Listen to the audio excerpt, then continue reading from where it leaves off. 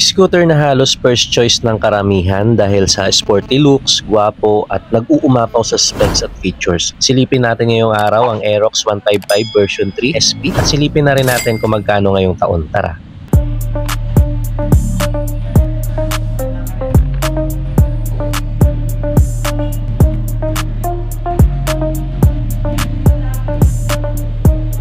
Pag sinabing Aerox, automatic na papasok agad sa isip natin ang sporty looks nito, swabing pormahan na agresibo, at ang hindi matatawarang power nito, at isa pa ang Yamaha sa iilang brand na hindi papahuli pagdating sa advanced na technology. At meron nga ang Aerox 155 version 3 SP. Kaya tumindi palalo ang may offer ng Aerox 155 version 3 SP ngayong taon. Sa forma nito, nandyan pa rin naman ang pagka-agresibo, sporty, alam mong may lakas talaga eh. Meron pa rin siyang mga decals. Isa kasi yan sa mga nagpaangas lalo talaga sa Aerox 155. Sporty talaga ang datingan. Dito sa kanyang front face, may Yamaha logo sa pinakagitna dito sa unahan. Aerox SP dito sa kanan pag nakaharap ka sa motor. Aerox SP ulit dito sa gilid, magkabilaan. Ang SP niya ay naka-emblem o masasalat mo talaga siya. Yamaha dito sa pinakababa. ABS naman dito sa may front fender. BBA sa pinakagitna, sa gitna ng handle, may logo ulit ng Yamaha. At liquid cold dito sa hulihan at dito naman sa pinakadulo ay may logo ulit ng Yamaha. Ito yung napansin ko na medyo nabago dito. Dati kasi sa version 2, yung paekes niya dito sa pinakagitna ay wala na po. At yung dating naka-drum brake lang siya dito sa likuran ay ngayon po ay naka-disc brake na. Merong mga iilang fairings na nabago kagaya dito sa kanyang gilid. Dati paputol, ngayon diretso na. At dito sa kanyang headlight, meron ng winglet na medyo may touch ng carbon. At dito rin sa inner fairings, dito sa kanyang palikpik, meron din konting touch ng carbon. Lahat ng mga ilaw niya mga boss ay naka-LED na kaya matipid sa battery at hindi naman nakakasilaw sa umaga kapag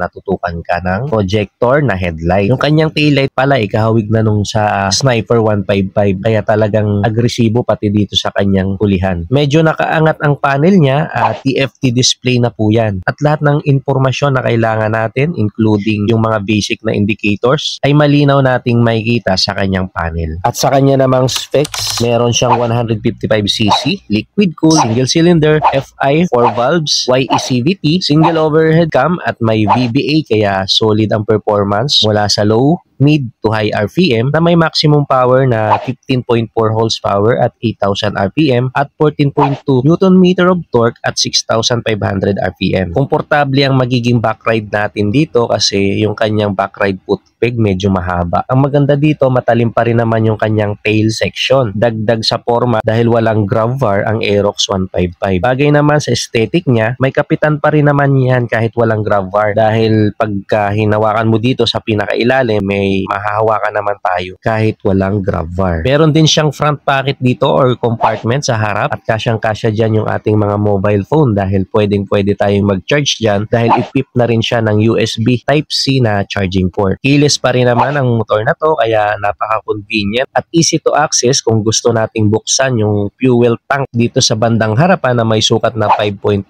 liters. At ang underseat compartment naman niya ay napakalawak din na kasyang-kasya talaga yung full face na helmet. At ang Aerox 155 SP ay may dalawang riding mode, touring mode at sports mode. Ang touring mode yun yung road mode at para naman sa full power ng motor yung sports mode. Meron din siyang 3 level ng shift mode kaya parang semi-automatic na din siya. Magagamit natin yan sa iba't ibang uri ng kalsada. At equip pa rin naman siya ng Yamaha Y-Connect kaya napaka-easy na lang para sa kanya yung mga bagay-bagay. Pagka inisa-isa kasi natin ng paliwanag ang about sa function ng Y-Connect ay medyo hahaba pa yung vlog natin. Basta ma-access natin dito yung settings, kung anong meron sa motor, yung mga notification, at syempre yung navigation at etc. Meron po siyang ABS dito sa kanyang harapan kaya hindi basta-basta maglalak yung ating mga preno once na biglaan nating napihit yung ating mga brake lever sa mga hindi inaasahang pagkakataon. So iwas maglock yung ating mga preno at maiiwasan natin ang hindi inaasahang aksidente. At equip pa rin naman siya ng TCS or Traction Control System. Iwas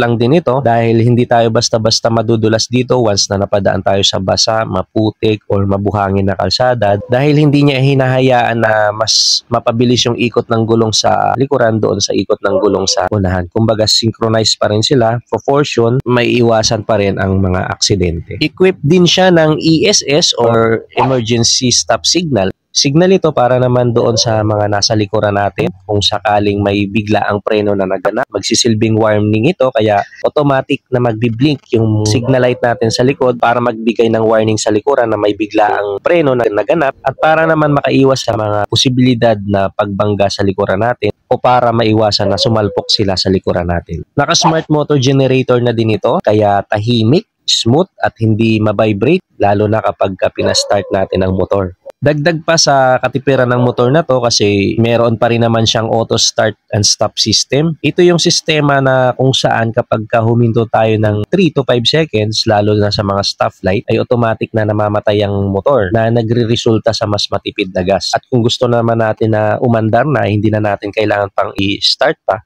pihitin na lang natin yung silinyador. Yung kanyang suspension sa likuran, kung makikita natin, ay naka-subtank na po yan. Kaya aasahan natin na mas maganda yung response ng kanyang suspension. Kumbaga, hindi na natin iindahin yung mga minor na mga lubak-lubak, maging yung mga medyo matataas na humps dahil sa kanyang suspension na in-upgrade na rin. At naka-telescopic fork dito sa may harapan.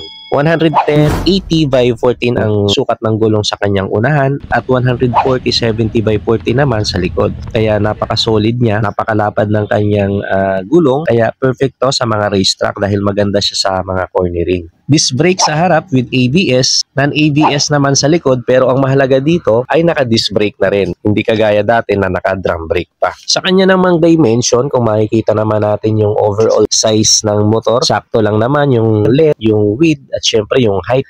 Ang kanyang wheelbase ay may sukat na 1,350 mm. Ang kanyang ground clearance naman ay 145 mm kaya mataas na po yan. Medyo mas mataas pa siya sa NMAX. Parang yung sukat ng kanyang ground clearance ay pang-adventure scooter na kaya ligtas na ligtas ito sa mga higanting humps ng Pinas at sa malulubak na kalsada. At nung sinukat naman natin yung kanyang seat height ay hindi naman tayo dito nahirapan na sumampas sa motor dahil may sukat siya na 790 mm. Abot na abot ng average height ng Pinoy. Hindi tayo mahihirapan na ibalanse yung motor na to. Easy lang natin na maisisingit ito sa mga traffic dahil maayos nating maitutukod yung ating mga paa sa sahig. At sa SRP naman ng Yamaha Aerox 155 version 3 SP ngayong taon ay nagkakahalaga ng 163,900 at kung gusto mo naman ng installment, pwede ka dito mag-down ng 16,400 at 8,053 naman ang magiging monthly mo kung kukunin mo siya ng 3 years. Available ang unit na yan dito sa may Motorcycle City Taytay. Pwede kayong mag-message sa kanilang Facebook page kung gusto nyong mag-inquire. So that's it for today's vlog. Kung umabot ka sa huling bahagi ng ating video ay huwag mo nang kalimutang mag-like, mag-subscribe na rin para mas ma-update ka pa sa mga susunod nating video. So that's it for today. Thanks for watching. Bye-bye.